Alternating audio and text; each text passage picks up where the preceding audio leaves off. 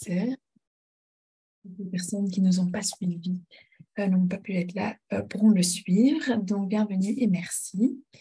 Donc, je vais présenter pendant peut-être une petite trentaine de minutes l'appel à projet. Je propose que vous gardiez vos questions pour la fin et j'y répondrai. Alors, next slide. Donc voilà, en très résumé, le Business Partnership Facility est une initiative qui a pour objectif de donner un soutien financier au secteur privé qui contribue ainsi aux objectifs de développement durable dans les pays en développement. Donc, à qui est destiné cet appel? L'appel est destiné à des initiatives entrepreneuriales qui contribuent donc au moins à un objectif de développement durable. C'est destiné à des partenariats qui ressemblent au moins à une entreprise, donc un partenaire à but lucratif. Et le projet doit être aligné au cœur de ce que fait l'entreprise impliquée. Le projet doit se situer dans au moins un des 26 pays déterminés, donc ça on y reviendra par la suite, ou en Palestine, et est ouvert à tous les secteurs, mais il y a 3 thèmes prioritaires qui sont le climat, l'entrepreneuriat féminin et la protection sociale et le travail décent. Donc ça, c'est en très bref, on reviendra sur tous ces points par la suite. Alors comment donc le BPF est un financement qui est non remboursable, c'est un subside, mais conditionné, si je puis dire, à une contrepartie ou à un cofinancement du partenaire lucratif. Donc, le BPF donne un soutien entre 50 000 et 200 000 euros. Le soutien est donné via un appel à projet permanent depuis 2019 et jusqu'à 2023. Et donc, ici, nous sommes dans le dernier appel à projet. C'est un outil qui a été initié et est financé par la Coopération belge de développement, la DGD, et dont la gestion opérationnelle a été confiée à la Fondation Roi Baudouin, qui est une fondation philanthropique européenne basée à Bruxelles. Donc concrètement, il y a un total de 9 tours de candidature. Donc ici, nous sommes dans le 9e et le dernier. Donc, l'appel a été ouvert début mars et vous pouvez soumettre votre projet jusqu'au 5 septembre. Ensuite, je reviendrai aussi par la suite, il y a quelques formalités entre septembre et décembre et la sélection, le jury se tient vers la mi-décembre. Donc, ça, c'est pour vous faire la grande photo de cet appel. Maintenant, on va aller plus en détail. Donc, ce que le Business Partnership Facility recherche comme projet, ce sont des partenariats entrepreneuriaux qui contribuent aux objectifs de développement durable dans un des 26 pays visés. Les thèmes prioritaires sont, premièrement, le climat, l'environnement et la biodiversité. Deuxièmement, le genre et l'entrepreneuriat féminin. Et troisièmement, le travail décent et la protection sociale. Donc ça, ce sont les 3 thèmes d'attention. Les projets doivent être des initiatives économiques qui sont rentables, qui deviennent rentables. Et les partenariats peuvent être très diversifiés, donc il peut s'agir d'acteurs privés, des acteurs de la société civile, académiques, du secteur public, des partenariats nord-sud, partenariats sud-sud. Mais dans le partenariat, il doit donc y avoir au minimum un partenaire à but lucratif. C'est très important. Un partenariat d'ONG ne sera malheureusement pas éligible, étant donné que l'objectif du BPF est de soutenir des initiatives entrepreneuriales. Et donc, le projet, comme je le disais, doit faire partie de l'activité principale du partenaire commercial. Et ce sont des projets les projets peuvent être soutenus sur une durée de 3 ans. Donc, ensuite, voici les pays qui ont été déterminés et qui sont éligibles. Donc, il y a 26 pays africains et la Palestine. Donc, vous pouvez les retrouver ici. Toutes les informations se trouvent aussi sur le site internet. Mais donc, ce sont les pays éligibles.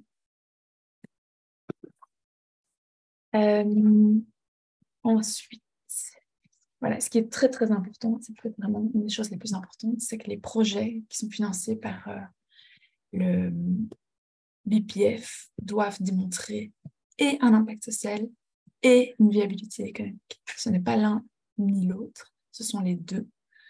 Donc, les projets doivent, par exemple, contribuer à l'emploi, créer des emplois avec une répartition homme-femme, mais encore doivent contribuer à améliorer le revenu des familles. Il doit y avoir une inclusion ou un progrès pour les femmes, par exemple, ou pour les jeunes qui ont des faibles revenus, et avoir un impact positif sur l'environnement, sur les ressources, sur les émissions de CO2, etc. Donc, comme je l'ai déjà dit, les thèmes prioritaires sont climat, environnement et biodiversité. Deuxièmement, genre et entrepreneuriat féminin. Et 3, travail décent et protection sociale. Donc, l'impact social doit vraiment être démontré dans le dossier de candidature. Et ensuite, le deuxième aspect très important, c'est la viabilité économique. Et ça doit être des projets, des initiatives qui sont durables financièrement. Et, oui, et voilà, doivent montrer un potentiel de réplication. Donc, ça, c'est vraiment les deux dimensions très importantes, l'impact social et la viabilité économique qui doit être démontrée. Alors ensuite, au niveau du timeline, de l'agenda, du planning, donc, comme je disais, on est dans le dernier appel. Et l'appel sera clôturé, donc il a été ouvert en mars, et sera clôturé le 5 septembre 2023. Donc, c'est la date limite pour soumettre votre dossier. Et les résultats seront annoncés fin décembre 2023. Mais donc, entre le 5 septembre et le 30 décembre,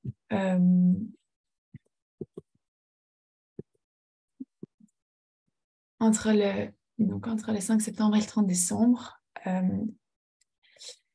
on procède tout d'abord à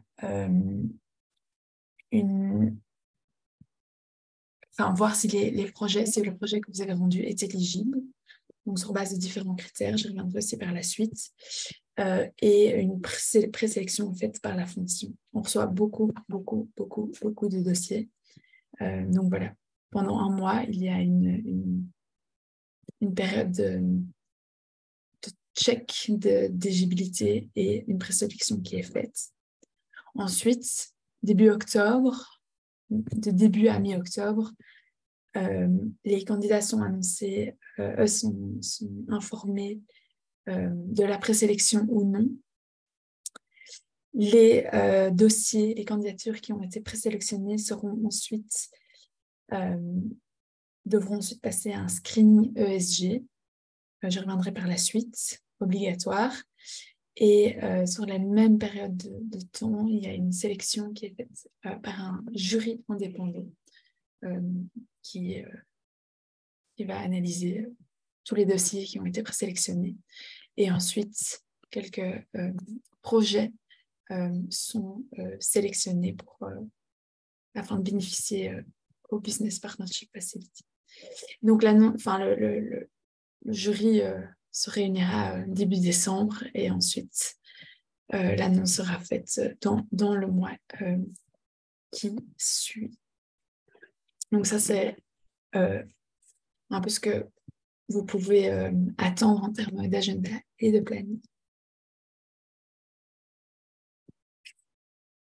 Alors, donc, comme je le disais, donc les projets sont évalués sur base de critères très clairs.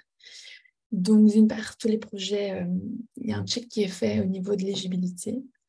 Donc, ce qui est très important ici, c'est que la date limite ait été respectée, que le questionnaire soit complet et que toutes les annexes demandées soient ajoutées. Ça, c'est très important. Souvent, on a des dossiers qui ne reprennent pas toutes les annexes demandées. Et donc, malheureusement, vu le gros nombre de dossiers qu'on reçoit, c'est un critère, une condition éliminatoire. Le partenariat constitué doit être constitué d'au moins un partenaire à but lucratif. Donc, comme je disais, un partenariat d'ONG ne sera malheureusement pas éligible. Donc, il doit y avoir au moins un partenaire à but lucratif. Le champ d'application géographique doit être respecté, donc dans un des 26 pays ou africains ou la Palestine. Et le budget demandé doit être entre 50 000 et 200 000 euros. Et dernier point très important, le montant de la contrepartie propre, le cofinancement, doit être confirmé. Il doit être égal ou supérieur ou supérieur au montant demandé. Ça, je reviendrai aussi plus tard sur la contrepartie. Donc ça, ce sont les critères d'éligibilité qui doivent vraiment être respectés. Ensuite, une fois que tout ceci, que les critères d'éligibilité soient respectés, on passe aux critères de sélection. Donc là, il y a quatre aspects très importants.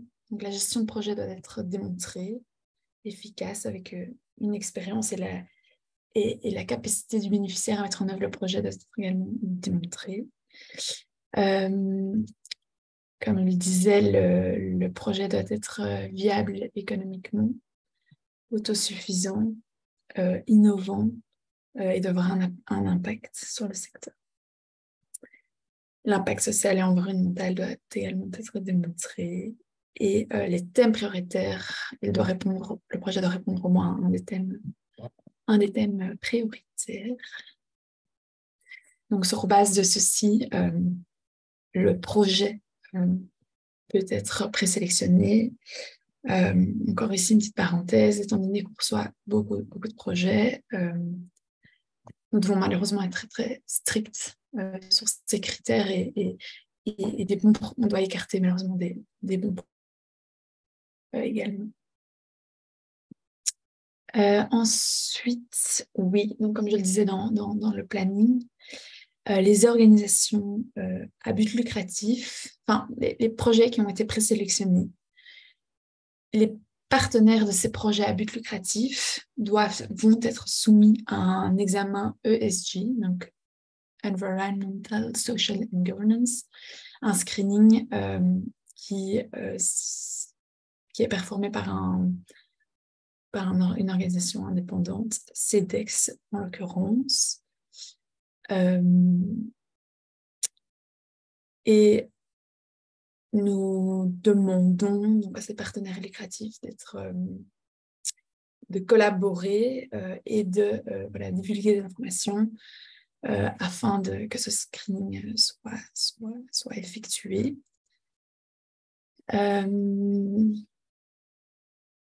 C'est la fondation c'est la BPF qui prend en charge les coûts de ce screening et voilà, ce sont des informations de manière générale très utiles à avoir pour les candidats et afin de pouvoir améliorer certains aspects.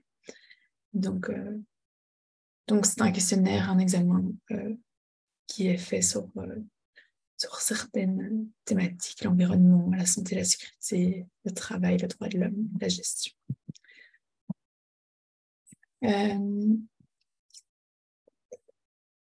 Ensuite, donc voilà pour le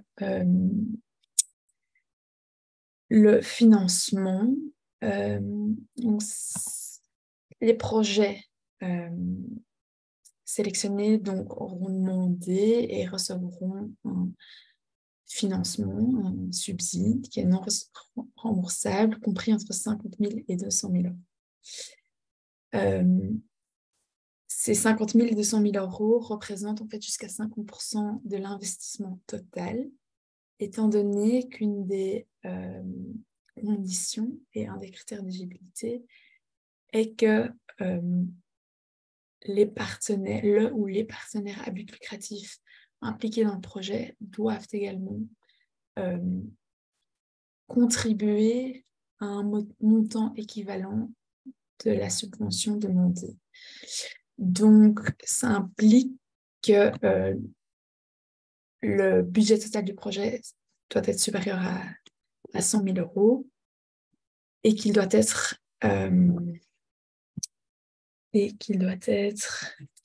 financé à 50% par les partenaires à but lucratif du projet. Cette contribution doit être une contribution en cash. Ça ne peut pas être une valorisation d'actifs préexistants, pas de dons en nature, pas de dons de terre et pas d'autres subventions. Ça doit vraiment représenter un investissement des partenaires à but lucratif. Par contre, le cofinancement donc, peut être assuré par plusieurs partenaires à but lucratif impliqués dans le projet. Et les prêts d'institutions financières peuvent également être considérés comme faisant partie du cofinancement.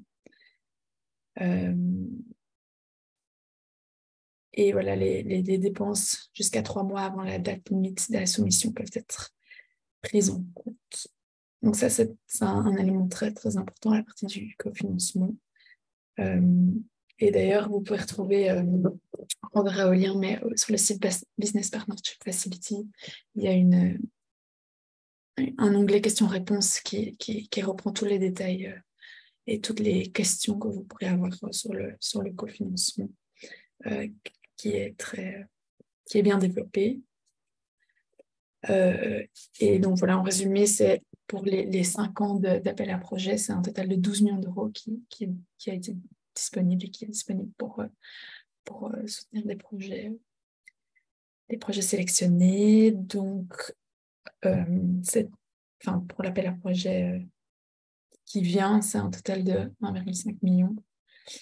Et ça représente entre 8 et 30 projets plus ou moins, étant donné que le financement demandé peut être de 50 à 200 000 euros. Donc, si tous les projets demandent 200 000 euros, il y aura moins de projets sélectionnés que si les projets demandent des plus petits montants. Alors ensuite, oui, donc les projets peuvent faire appel à un appui technique par l'intermédiaire de consultants. Et donc les consultants peuvent être financés par le BPF sur demande du chef de projet en fonction des problèmes rencontrés en cours de la mise en œuvre du projet. Donc, au niveau des modalités, il s'agit d'un maximum de 7 jours.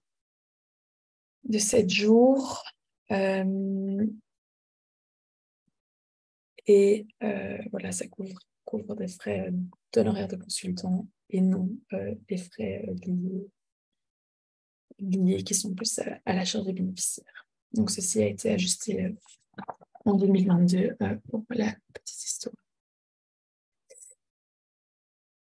Donc voilà, on va arriver bientôt à la fin. Donc les informations peuvent être retrouvées sur le site Business Partnership Facility. Vous pouvez y retrouver le règlement, les critères de sélection, les listes même de contrôle d'éligibilité et une section questions-réponses qui est assez exhaustive. Vous pouvez aussi retrouver tous les bénéficiaires qui ont pu bénéficier du BPF jusqu'à maintenant avec ce qu'ils font. Et voilà, en général, la sélection finale est communiquée sur le site également en temps voulu. Donc, n'hésitez pas à aller consulter le site Business Partnership Facility et afin d'introduire votre candidature également. Celui-ci renvoie au site de la Fondation Roi Baudouin sur lequel vous pouvez répondre à l'appel à projet.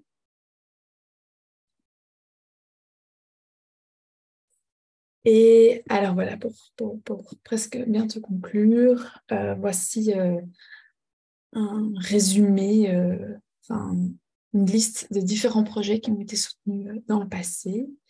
Ce sont des différents thèmes. L'alimentation et l'agriculture est un thème où beaucoup de projets ont été soutenus.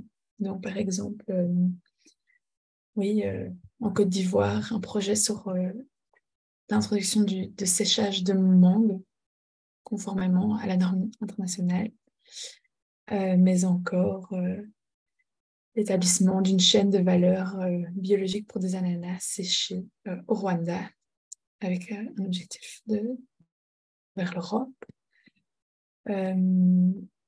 mais aussi au Bénin, la mise en place d'unités de transformation afin de produire du beurre de karité et bio et équitable.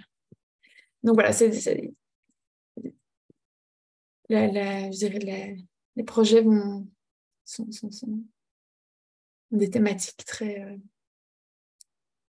larges, mais contribuent aux objectifs de développement durable et respectent les thèmes prioritaires. Par exemple, à Madagascar aussi, a été créée une filière durable pour le miel.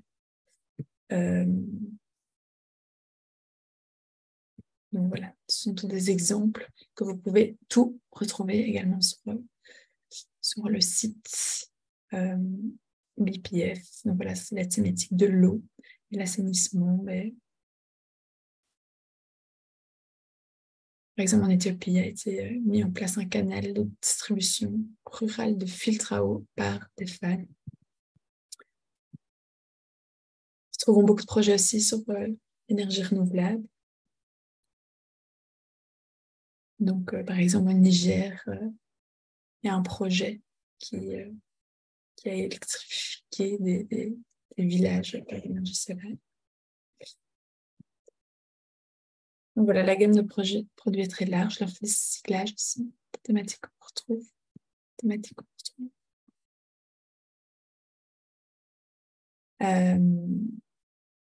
Ouais. Donner aux jeunes entrepreneurs de la région du Kivu un crédit bancaire grâce à un fonds de garantie.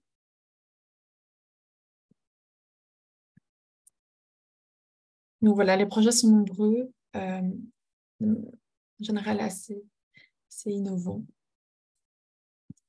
Et donc voilà, maintenant vraiment pour conclure, en moyenne, on a reçu 213 dossiers par tour.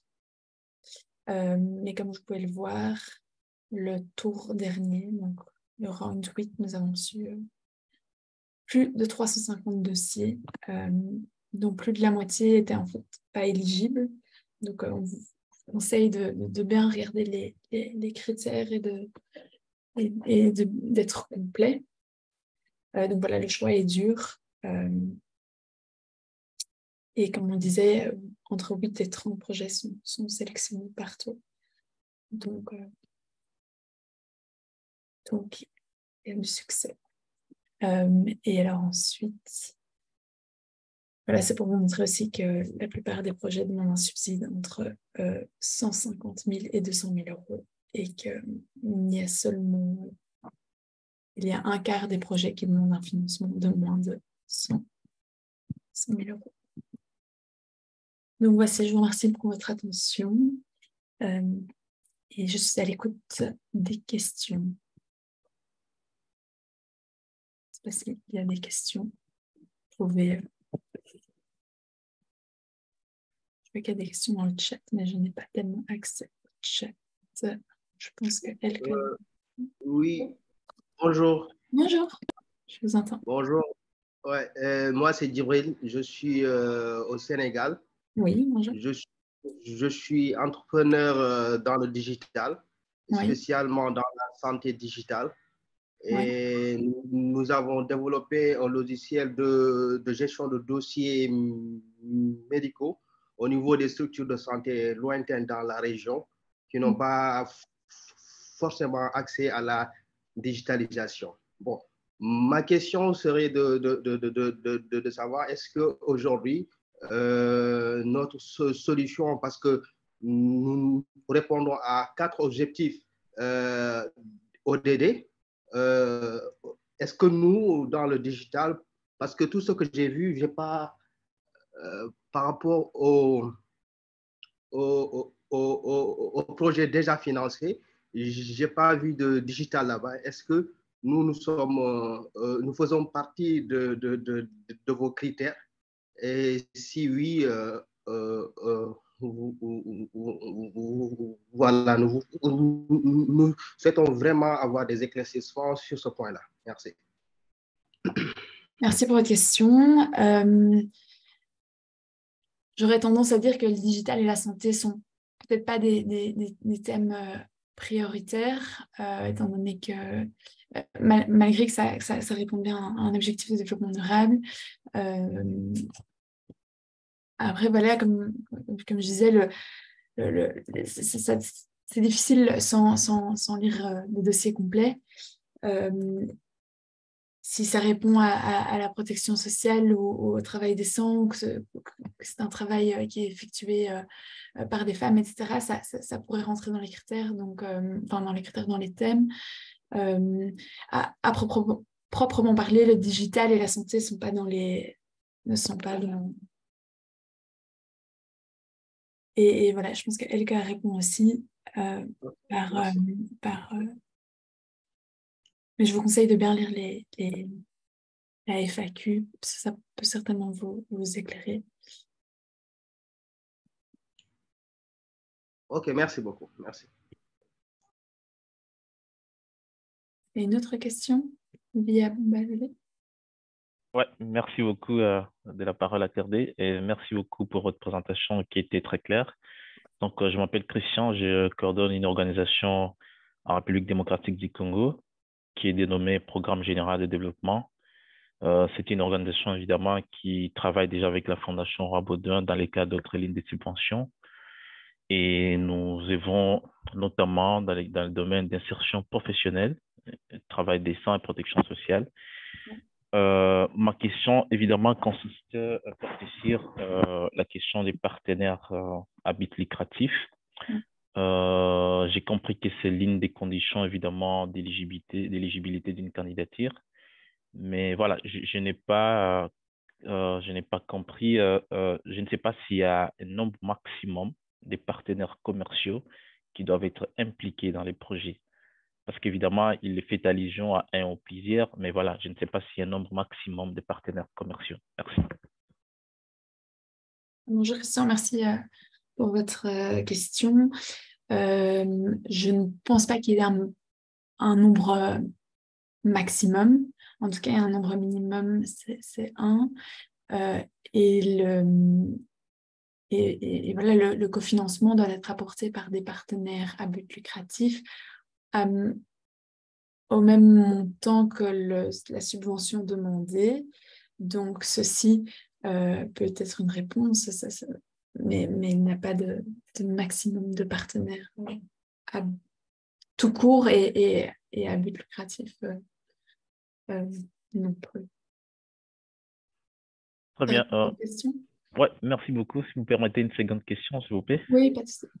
Voilà, donc je voudrais comprendre également, je voulais savoir à quel moment la preuve du cofinancement est demandée.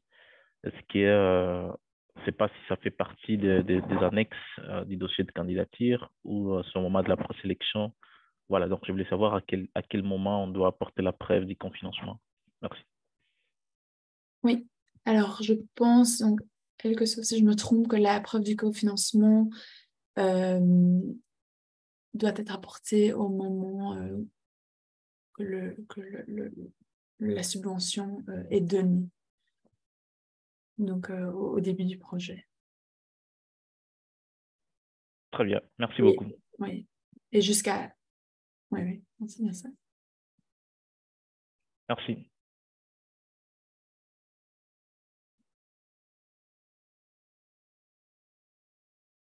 Il y a d'autres questions?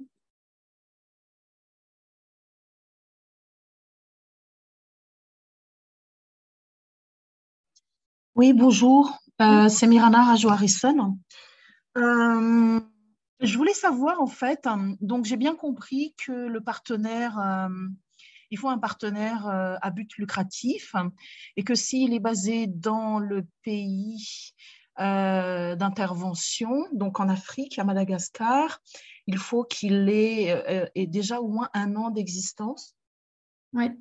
J'ai une question parce que en fait, c'est une entreprise qui poursuit plusieurs objectifs et qui fait notamment, qui est dans l'agriculture, dans un endroit qui est très, où il y a énormément de pression. Et l'un des problématiques que nous, on a trouvé sur place récemment, c'était la gestion des déchets. En fait, c'est un lieu très touristique. Et le tourisme crée beaucoup de déchets parce que les touristes étrangers utilisent beaucoup de produits qu'on n'utilise qu'une seule fois, les gobelets, etc. Et nous, on voulait justement développer ça. Et donc là, ça ne va pas coller, si je comprends bien, parce qu'il faut que ce soit le but pour l'entreprise. Il faut que ce soit au cœur de, comment je peux dire ça, au cœur de l'activité de l'entreprise. Oui, en principe, oui. Ça doit être... il doit avoir je dirais une sorte d'expertise dans le domaine. Ça doit être, oui, son core business. D'accord. Bon, on va réfléchir à ça. Et l'autre chose, c'est si on veut développer une activité qui va être... et que l'entreprise principale n'a pas ne peut pas, n'est pas en capacité de fournir tous les financements et qu'on trouve des investisseurs qui, eux, seront nouveaux. Eux, ils n'ont pas besoin d'avoir 1 an, comment je veux dire, ils n'auront pas besoin d'avoir 1 an, comment je peux dire ça? Si on crée un consortium et qu'il y a des entreprises qui viennent d'être créées, qui font partie du consortium, est-ce que ça passera? Et qui vont apporter juste un financement ou une expertise et un financement. Ça, il faudrait que je me renseigne sur la chose. Elke, est-ce que tu as une réponse à la question?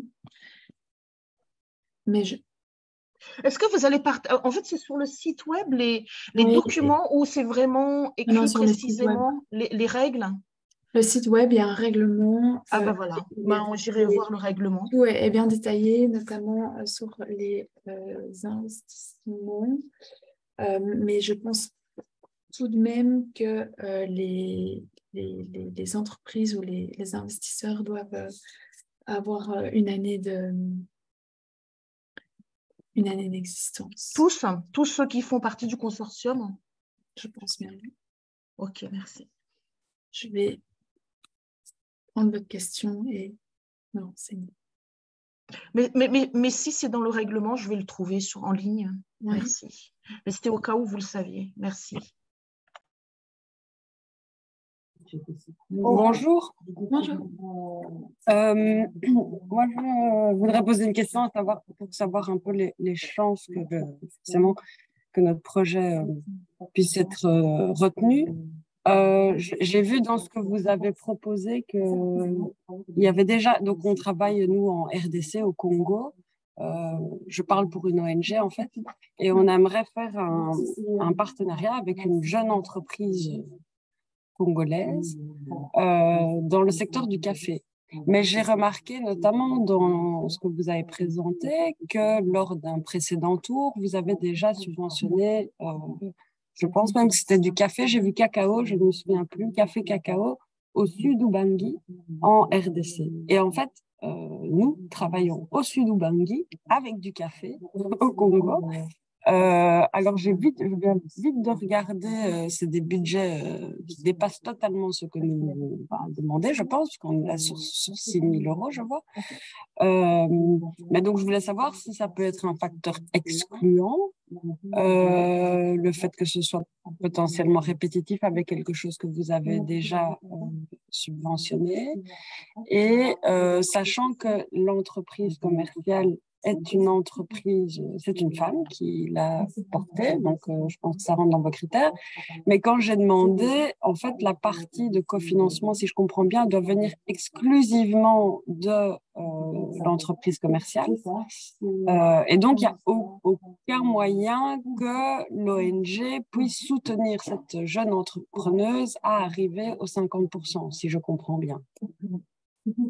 Et donc, pour votre première question, non, ce n'est pas un problème. Enfin, je dirais que ce n'est pas excluant, c'est pas parce qu'il y a déjà un projet similaire qui a été mis en place que votre projet ne sera d'office pas retenu. Par contre, voilà, il y a les critères d'éligibilité, de sélection, etc., qui doivent être respectés. On reçoit un grand nombre de dossiers. Donc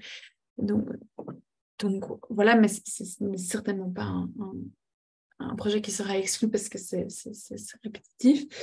Et sur la question du cofinancement, donc en effet, l'ONG ne peut pas, peut contribuer, mais ça ne peut pas relever de la partie de cofinancement. Donc, il doit vraiment y avoir un investissement qui est fait du partenaire à but lucratif au même montant, enfin même montant. Oui, montant égal que la subvention demandée. Mais par contre, l'ONG peut évidemment participer, etc., mais ça ne peut pas être considéré comme la partie de cofinancement, comme la part de cofinancement. Je sais pas si c'est clair. Oui, je crois que je comprends la nuance, c'est-à-dire que voilà, on peut demander si l'entreprise peut apporter 20 000, enfin 50 000, disons, vu que c'est le minimum, et qu'il faut un supplément pour faire le projet de même 10-20 000. Ces 10-20 000, on peut les amener nous-mêmes, mais la subvention demandée sera donc à hauteur de 50 000 euros qui aura été apportée par l'entreprise. Ouais, je pense que j'ai compris. Merci. Plaisir.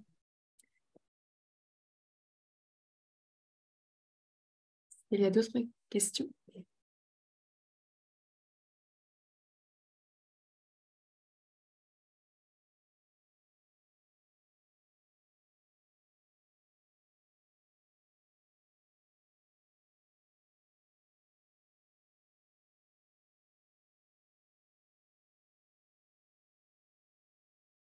Ok, mais je pense que s'il n'y a pas d'autres questions, on peut s'arrêter là. Merci pour votre attention et n'hésitez surtout pas donc à consulter le site Business Partnership Facility qui reprend beaucoup d'informations. Et si vous ne trouvez vraiment pas vos réponses sur le site, tant dans le règlement que dans le FAQ, enfin la section questions-réponses, et dans la partie critères d'éligibilité et de sélection, vous pouvez bien sûr nous contacter afin de répondre à vos questions. Et je vous souhaite une belle journée et je vous remercie. Au revoir. Merci, au revoir. Au revoir.